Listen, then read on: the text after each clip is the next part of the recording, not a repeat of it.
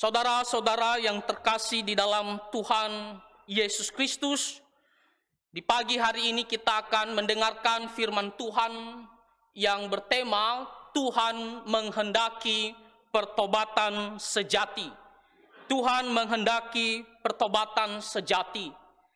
Banyak orang yang mengaku Kristen, tetapi ketika dia dalam kesusahan, di dalam kesulitan, dia mencari Tuhan. Nah, tetapi mencari Tuhan bukan karena sungguh-sungguh di dalam hatinya ingin mau mencari Tuhan. Dia hanya ingin mau terlepas dari kesusahan. Dia hanya ingin mau terlepas dari kesulitan. Makanya dia datang ke gereja, beribadah kepada Tuhan. Sebelumnya 2 kali 1 bulan datang beribadah. Sebelumnya tidak datang persekutuan. Sekarang dia datang ke persekutuan. Kenapa? Karena dia sedang berada dalam kesulitan besar. Nah, tetapi setelah dia berdoa, dia dekat dengan Tuhan, pada akhirnya Tuhan mendengarkan doanya. Tuhan bermurah hati, Tuhan menolong dia. Namun ketika keadaan sudah baik, sudah tidak ada masalah, apa yang terjadi saudara-saudara? Kembali lagi seperti sebelumnya. Tak datang lagi ibadah, tak datang lagi berdoa, tak datang lagi mencari Tuhan. Banyak orang di masa corona yang sudah berlalu, walaupun masih ada sekarang, tetapi sudah tidak menakutkan seperti sebelumnya. Bagaimana di masa-masa sulit itu, banyak orang Kristen, mereka begitu giat untuk berdoa. Kenapa? Karena mereka takut kena COVID-19, takut sakit, takut mati. Cari Tuhan. Tetapi setelah keadaan sudah mulai membaik, tak ingat lagi Tuhan. Tak begitu giat untuk mencari Tuhan. Nah, di sini kita melihat bagaimana tidak ada kesungguhan di dalam hatinya untuk mencari Tuhan. Atau mungkin kita datang beribadah. Nah, tetapi di dalam kehidupan kita sehari-hari tidak sungguh-sungguh memperhatikan firman Tuhan. Tidak ada kesungguhan untuk mau taat firman Tuhan. Kita mungkin berpikir yang penting saya datang beribadah. Yang penting saya datang ke gereja setiap hari Minggu. Yang penting saya datang ke persekutuan setiap hari Minggu. Itu sudah cukup memuaskan hati Tuhan. Lalu bagaimana kehidupan kita sehari-hari? Apakah kita hidup sembarangan saja? Apakah itu sudah cukup untuk menyenangkan hati Tuhan? Saudara-saudara, firman Tuhan yang kita pelajari di pagi hari ini bercerita tentang orang Israel, khususnya Israel bagian utara. Nah, setelah Salomo meninggal, kerajaan Israel itu terbagi 2. Ada namanya kerajaan utara, ada 10 suku, dan ada namanya kerajaan selatan, ada 2 suku. Nah, di pagi hari ini kita mau bercerita tentang Israel bagian utara. Bagaimana mereka berdosa di hadapan Tuhan dan tidak ada pertobatan yang sejati. Tidak ada kesungguhan di dalam mencari Tuhan. Meskipun mereka seolah-olah berusaha untuk melakukan hal-hal beribadah kepada Tuhan, tetapi sesungguhnya tidak ada pertobatan sejati di dalam hati mereka. Kita membaca cerita Hosea pasal 6 ayat 1 sampai ayat yang ke-6. Sebelumnya pasal 5 ayat 15 sampai pasal 6 ayat yang ke-6. Itu bercerita tentang orang Israel di zaman Yerobeam. Yerobeam bin Yoas. Karena ada Yerobeam yang lain. Tapi ini adalah Yerobeam bin Yoas. Kita bisa membaca nanti di kitab 2 Raja-Raja pasal 14. Dan kita melihat di situ Hosea diutus oleh Tuhan untuk memberitahukan hukuman bagi mereka. Nah, Hosea melayani Tuhan sekitar abad ke-8 sebelum Masehi, ya, atau sebelum Tuhan Yesus lahir. Ya, dan di situ kita bisa melihat bagaimana orang Israel begitu jahat di mata Tuhan. Nah, apa saja dosa yang mereka lakukan? Kalau kita melihat secara luar saja, dan kita membaca kitab 2 Raja-Raja pasal 14, secara umum kita melihat keadaan Israel itu baik-baik saja. Secara ekonomi itu bagus, secara politik bagus, bahkan mereka berhasil memperluas sedikit daerah mereka. Nah, tetapi secara iman, secara moral itu benar-benar bobrok di hadapan Tuhan. Bahkan terjadi suatu penindasan di dalam sosial. Terjadi pelanggaran-pelanggaran firman Tuhan yang Tuhan tidak kehendaki sebagai umat Tuhan. Kita bisa melihat dosa mereka di kitab Hosea pasal 4 ayat 1 sampai yang kedua. Nah, di situ dikatakan bahwa mereka tidak ada kesetiaan, tidak ada kasih terhadap sesama. Dikatakan di sini tidak ada pengenalan akan Allah. Yang ada apa? Mengutuk, berbohong, membunuh, mencuri, berzina, melakukan kekerasan, dan penumpahan darah, menyusul penumpahan darah. Nah, dosa ini juga diceritakan nanti di kitab Amos pasal 2 ayatnya yang ke-6 sampai yang ke-8. Nah, di situ dikatakan bahwa mereka menjual orang benar karena uang. Secara ekonomi memang mereka bagus, ya, terjadi ya ekonomi yang baik. Secara politik juga lumayan bagus. Nah, tetapi terjadi kesenjangan sosial. Apa yang dikatakan di sini, mereka menjual orang benar karena uang. Orang-orang yang kaya, orang-orang yang punya kuasa, mereka bersikap sewenang-wenangnya terhadap orang yang lemah, terhadap yang miskin. Nah, inilah yang terjadi bukan hanya di zaman pada saat itu, tetapi di zaman sekarang, sepanjang zaman.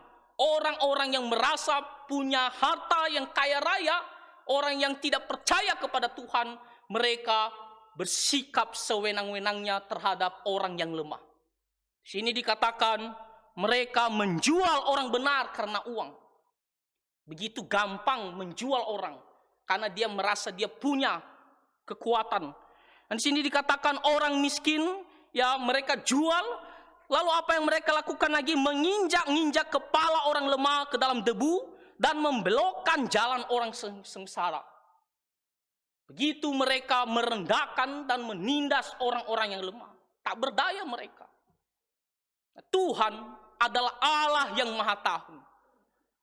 Dia tahu apa yang terjadi. Nah, di sini dia melihat umat Tuhan, khususnya orang-orang lemah, begitu ditindas, begitu direndahkan oleh orang-orang yang memiliki kekuatan. Di sini juga dikatakan anak dan ayah pergi menjamah seorang perempuan muda sehingga melanggar kekudusan namaku. Perzinahan, percabulan juga liar di dalam masyarakat. Lalu apalagi dikatakan di situ di ayat yang ke-8, mereka merebahkan diri di samping setiap mezbah di atas pakaian gadaian orang dan minum anggur orang yang kena denda di rumah Allah mereka. Bahkan mereka mendirikan mezbah-mezbah untuk menyembah berhala. Dan mereka berpesta pora, mereka memuaskan hawa nafsu mereka. Mereka sungguh-sungguh tidak mengikuti jalan Tuhan. Bahkan mereka mulai meninggalkan iman kepada Tuhan Allah Israel. Mereka pergi menyembah berhala. Nah, kalau kita melihat saudara-saudara suatu cerita dari kerajaan Israel bagian utara, itu mereka sepanjang ceritanya, sepanjang raja, mereka terus menyembah berhala. Tak ada raja yang baik di antara mereka. Mereka terus menyembah berhala, terus menerus sampai mereka dihancurkan oleh Tuhan. Makanya Israel bagian utara yang duluan dihancurkan oleh Tuhan. Tahun 722 sebelum Masehi. Sedangkan Israel bagian selatan tahun 586 Bayangkan ada berapa puluh tahun selisihnya. Nah, tetapi Israel bagian utara karena memang benar-benar begitu bobrok, begitu jahat, makanya Tuhan buang mereka lebih duluan. Dan dikatakan di sini, dosa mereka yang pertama adalah menyembah berhala. Nah, kita sebagai orang Kristen, sebagai umat Tuhan, tidak boleh pergi menyembah berhala. Baca kitab Perjanjian Lama, musuh Tuhan yang paling utama adalah pergi menyembah berhala. Jadi jangan lagi kita anak-anak Tuhan pergi sentuh yang namanya berhala, pergi sembah namanya berhala. Kalau kita sudah sungguh-sungguh percaya kepada Tuhan Yesus Kristus, jangan pergi sembah berhala lagi. Orang Israel setelah dibuang dari Babilonia dan kerajaan selanjutnya, mereka kembali, mereka tidak menyembah berhala lagi. Mereka benar-benar kapok karena Tuhan benar-benar murka kepada mereka. Nah, dosa orang Israel yang paling utama di Perjanjian Lama itu adalah menyembah berhala. Makanya kita, kalau kita dari latar belakang ya yang menyembah berhala dulu, ya setelah kita menjadi orang Kristen, maka berhenti, jangan lagi sentuh. Itu adalah musuh Tuhan yang paling utama yang diceritakan dalam sejarah orang Israel di Perjanjian Lama. Karena itu Tuhan murka kepada mereka dan dia mengutus Hosea untuk pergi memberitahukan hukuman kepada mereka. Nah, kita bisa melihat nanti di Hosea pasal 5 bagaimana Tuhan menyatakan hukuman kepada mereka. Nah, Tuhan itu adalah kudus, suci, saudara-saudara. Jangan main-main. Tuhan benci terhadap dosa. Jangan pikir bisalah Tuhan kompromi terhadap dosa saya. Terhadap dosa percabulan, perzinahan, dan lain-lain. Saudara-saudara, Tuhan itu suci dan kudus. Jangan pikir bolehlah sekali-sekali saya pergi menyembah berhala untuk menyenangkan hati orang-orang yang saya kenal. Tuhan begitu benci terhadap dosa. Apa yang dilakukan Tuhan kepada mereka melalui Nabi Hosea dikatakan di ayat yang ke-11 pasal 5, Efraim tertindas, diremukkan oleh hukuman, sebab ia berkeras untuk berjalan mengikuti kesia-siaan. Bahkan di sini dikatakan ayat yang ke-12, aku ini seperti ngengat bagi Efraim. Nah, Israel di sini digambarkan seperti satu suku Efraim. Jadi ketika dibicarakan di sini Efraim itu tertuju kepada seluruh Israel bagian utara.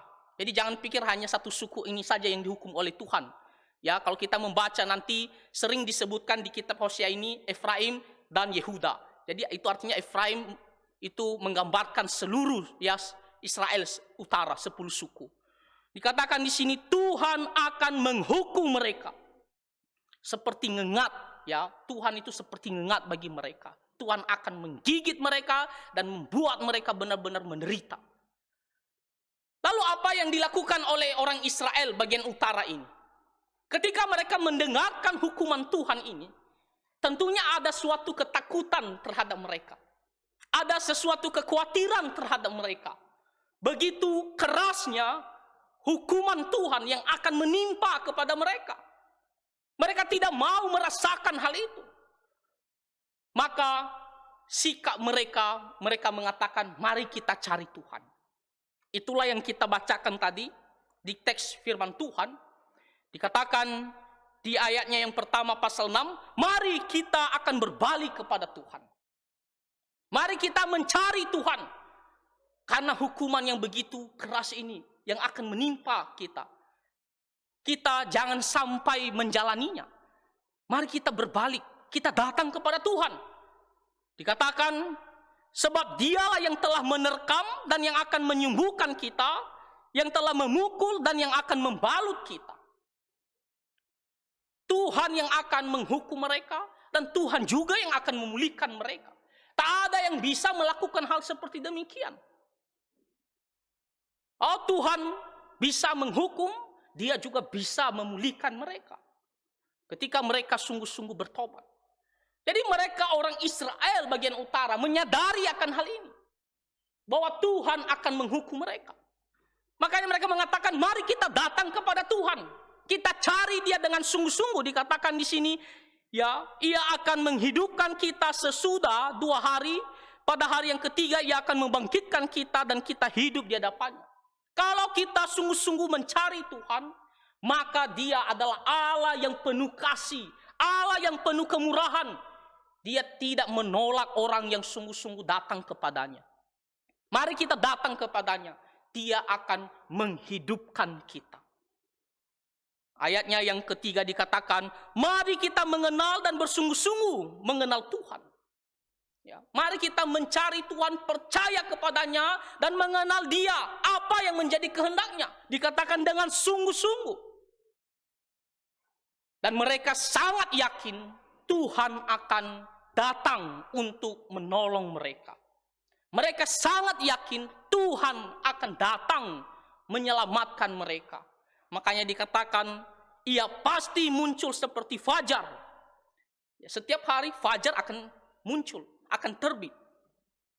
Nah, keyakinan mereka seperti demikian, bahwa Tuhan pasti akan datang seperti fajar setiap pagi, akan muncul. Tidak mungkin fajar tidak terbit, kecuali kalau sudah, ya Tuhan Yesus sudah datang, semuanya dihancurkan. Tapi selagi Tuhan Yesus belum datang, matahari akan terus terbit. Jadi mereka yakin bahwa Tuhan akan datang kepada mereka kalau mereka mencari Tuhan. Dikatakan seperti fajar, ia akan datang kepada kita seperti hujan. Hujan akan datang dikatakan pada akhir musim. Ya, Dia akan datang dan akan membasahi bumi ini. Nah, inilah respon dari orang Israel ketika mereka mendengar hukuman yang akan datang kepada mereka. Nah, pertanyaannya saudara-saudara, apakah mereka ini datang kepada Tuhan dengan hati yang sungguh-sungguh? Apakah mereka ini bertobat dengan sungguh-sungguh? Pertobatan yang sejati. Ini menjadi suatu pelajaran juga bagi kita nanti. Kita mengoreksi hati kita.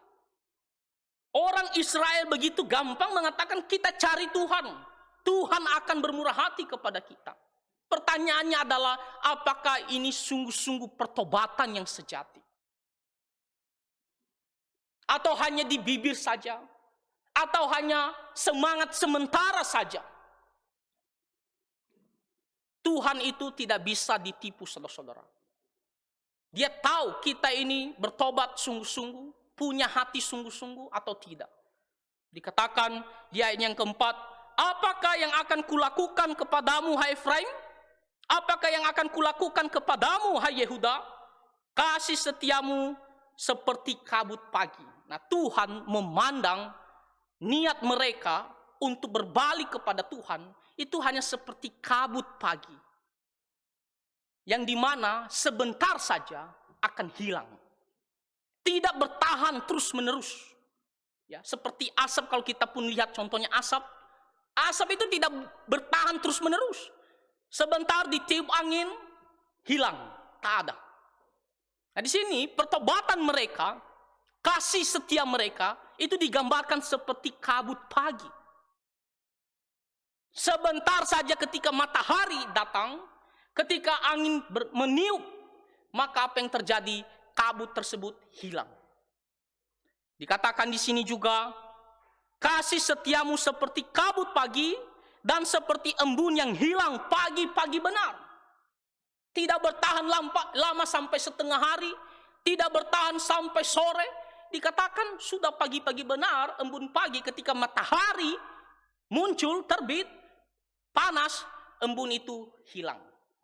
Dulu di kampung kalau orang sakit mata, ya kalau matanya merah-merah, lalu dibilang obatnya adalah embun pagi, dia akan membantu membersihkan mata kita.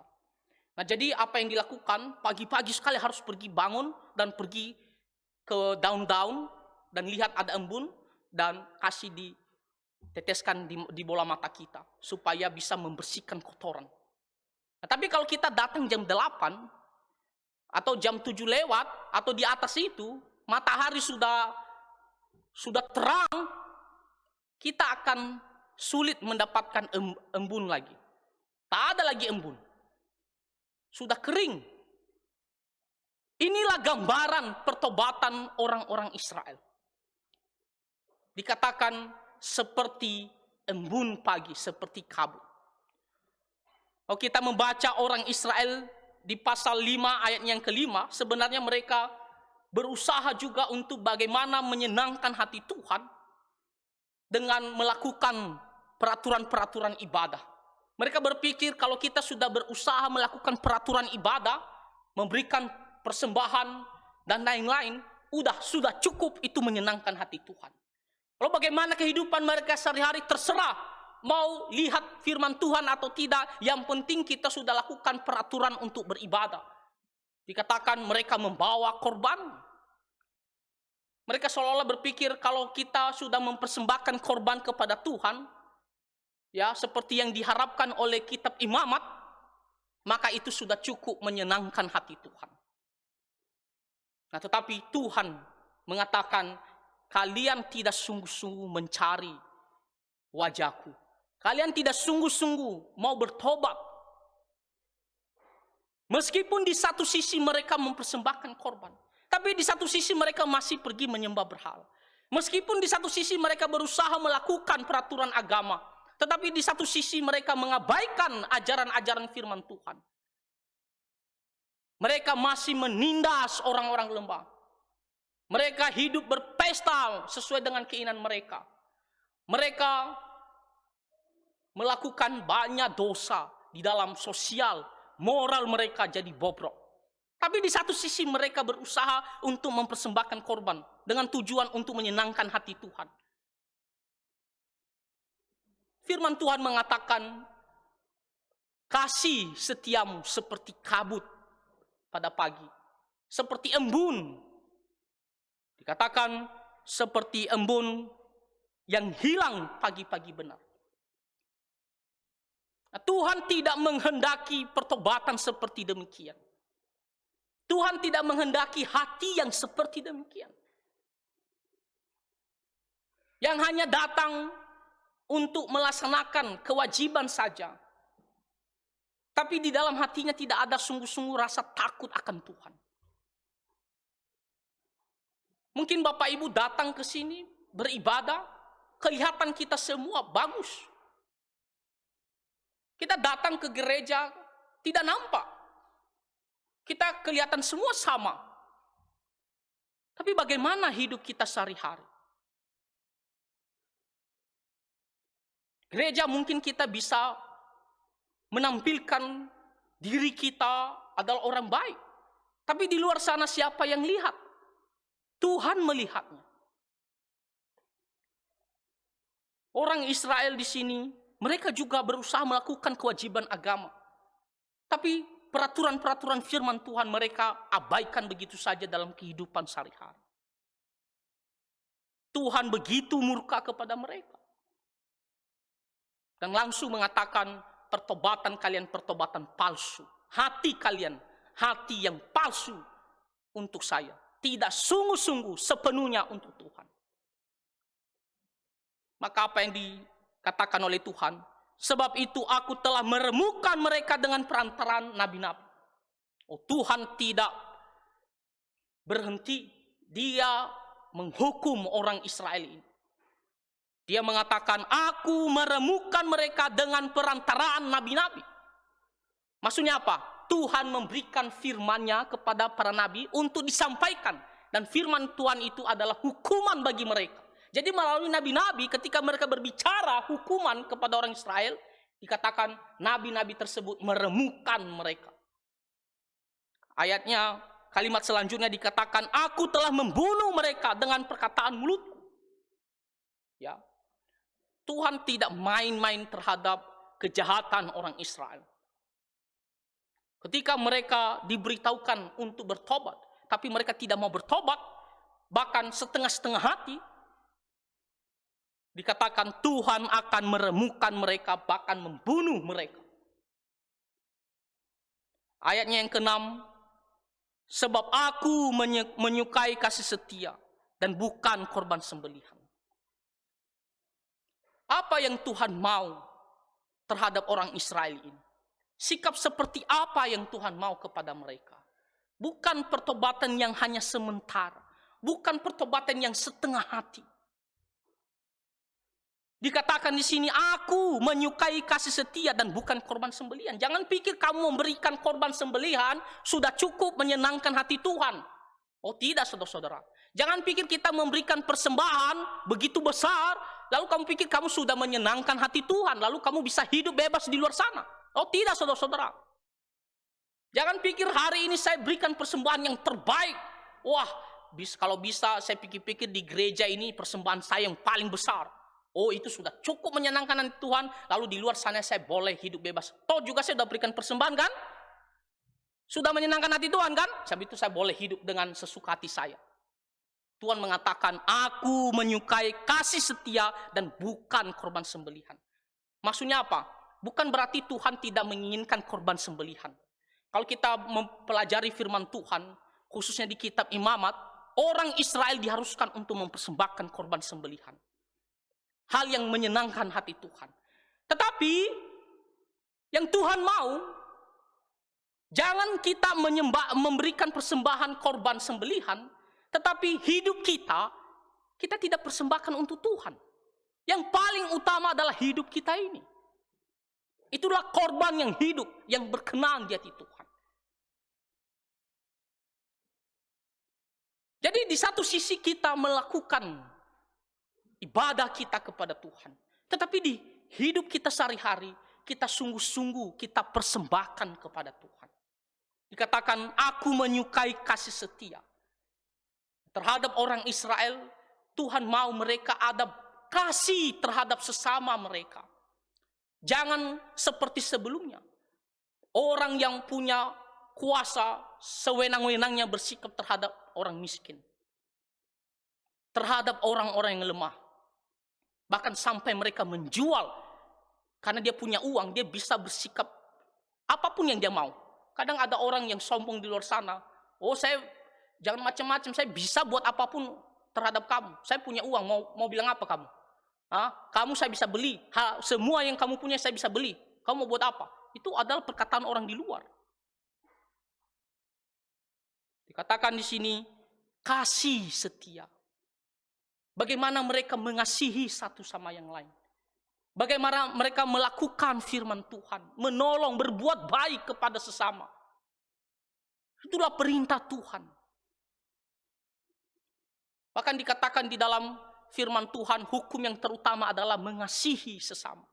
Selain mengasihi Tuhan, mengasihi sesama seperti diri kita sendiri. Jadi tidak ada gunanya kita memberikan sesuatu kalau hidup kita hidup sembarangan di luar sana, saudara-saudara.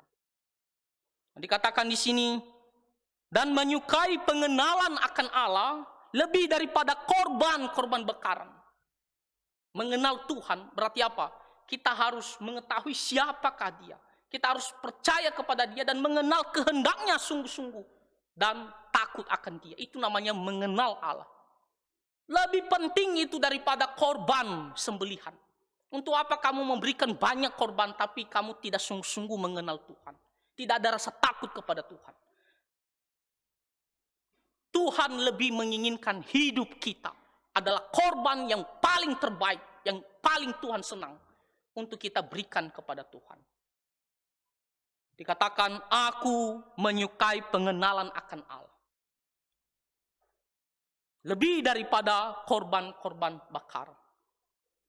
Tuhan tidak bisa disogok dengan barang, dengan korban. Jangan kita pikir kita udah berikan, sudah kita sogok Tuhan, dan Tuhan bisa kompromikan, tutup mata terhadap dosa-dosa kita. Tidak. Hidup kita, saudara-saudara. Tuhan mau kepada orang Israel bertobat sungguh-sungguh. Ya, sungguh-sungguh mencari Tuhan. Pertobatan yang sejati. Jangan karena hanya melihat ada hukuman, lalu berusaha bagaimana melakukan apa yang Tuhan inginkan, tapi setengah-setengah hati, ataupun hanya sementara. Dan kita melihat setelah Tuhan menegur mereka, apakah mereka bertobat? Baca di pasal-pasal berikutnya. Pasal 7, pasal 8, pasal 10. Bahkan kalau kita melihat ya di pasal 10 ayat yang ke-9, Tuhan kecewa kepada orang Israel. bagian utara ini. Tak ada pertobatan. Tuhan kecewa. Dikatakan Lembaga Alkitab Indonesia memberikan judulnya Tuhan kecewa. Tapi memang kalau kita membaca ayat-ayatnya, bagaimana ekspresi Tuhan kepada orang Israel bagian utara ini. Dia sungguh-sungguh kecewa. Kenapa? Karena orang Israel tidak ada pertobatan yang sejati. Nah, firman Tuhan dari kisah orang Israel ini memberikan kita suatu pelajaran, Bapak Ibu. Di dalam kehidupan kita sehari-hari. Kalau kita mau mencari Tuhan, kita sungguh-sungguh mau datang kepada Tuhan, maka sungguh-sungguh sepenuh hati, setia, jangan setengah-setengah hati. Jangan hanya terdesak karena ada sesuatu. Jangan karena kita sakit akibat dosa kita, lalu kita datang kepada Tuhan, Tuhan ampuni saya mau bertobat, saya mau bertobat. Tapi setelah kita sudah sehat, kembali lagi terhadap dosa kita. Atau kita merasa kita sudah, yang penting datang ibadah setiap hari Minggu, kita sudah memberikan persembahan, kita sudah ikut persekutuan, itu sudah cukup menyenangkan hati Tuhan, lalu hidup saya boleh hidup sembarangan sana. Tidak, saudara-saudara. Kita harus sungguh-sungguh mengenal Tuhan, mencari Dia dengan sepenuh hati. Kita harus sungguh-sungguh bertobat. Kita koreksi diri kita sendiri. Kita yang tahu, apakah kita sungguh-sungguh mencari Tuhan. Apakah kita datang beribadah kepada Tuhan memang dengan sungguh-sungguh? Atau karena sesuatu? Apakah dalam kehidupan kita sungguh-sungguh mau hidup sesuai dengan firman Tuhan? Kita yang tahu dan Tuhan yang tahu. Kita periksa diri kita. Jangan pikir kita melakukan sesuatu itu sudah cukup untuk Tuhan. Yang paling penting hidup kita. Pertobatan yang sejati. Kalau dikatakan sejati, asli, benar. Ya, tidak setengah-setengah, tidak palsu. Saudara-saudara, jangan sampai kita seperti orang Israel. Yang dimana Tuhan melihat mereka kecewa. Bahkan Tuhan harus menghukum mereka. Nanti di tahun 722. Dan Hosea sendiri, dia menyaksikan kehancuran orang Israel ini. Kenapa? Karena Hosea itu melayani di pertengahan kerajaan yang dipimpin oleh Yerobeam. Sampai selesai. Sampai dihancurkan mereka. Dan dia menyaksikan sendiri. Dia menubuatkan dan dia menyaksikan sendiri. Hukuman Tuhan itu tidak terelakkan. Kerajaan Asyur datang menghancurkan kerajaan utara. Kesedihan, kelaparan, kematian di mana-mana. Begitu menyedihkan. Jangan sampai kita seperti demikian. Ketika kita berbuat dosa, harus bertobat sungguh-sungguh. Jangan ulang lagi, terus menerus. Bertobat sungguh-sungguh. Maka Tuhan akan berkenan kepada kita. Jangan sampai kita didisiplinkan oleh Tuhan, dihukum oleh Tuhan, baru kita kapok. Tapi mari kita sungguh-sungguh mencari Tuhan. Karena Tuhan menghendaki pertobatan yang sejati. Kiranya firman Tuhan ini kita bisa mengerti dan kita sungguh-sungguh melakukannya dalam kehidupan kita sehari-hari. Tuhan Yesus memberkati. Mari kita berdoa. Bapa di sorga, kami sangat bersyukur untuk firman Tuhan yang telah Tuhan ajarkan kepada kami melalui kisah orang Israel bagian utara. Supaya kami sungguh-sungguh bertobat dalam setiap perbuatan dosa kami. Dan di dalam mencari Tuhan, supaya kami sungguh-sungguh dengan sepenuh hati mencari Tuhan, takut akan Tuhan dalam kehidupan kami sehari-hari. Tuhan pimpin kami dan kuatkan hati kami di dalam mengikut Tuhan dalam kehidupan kami sehari-hari. Ampuni dosa dan pelanggaran kami. Di dalam nama Tuhan Yesus Kristus kami berdoa. Amin.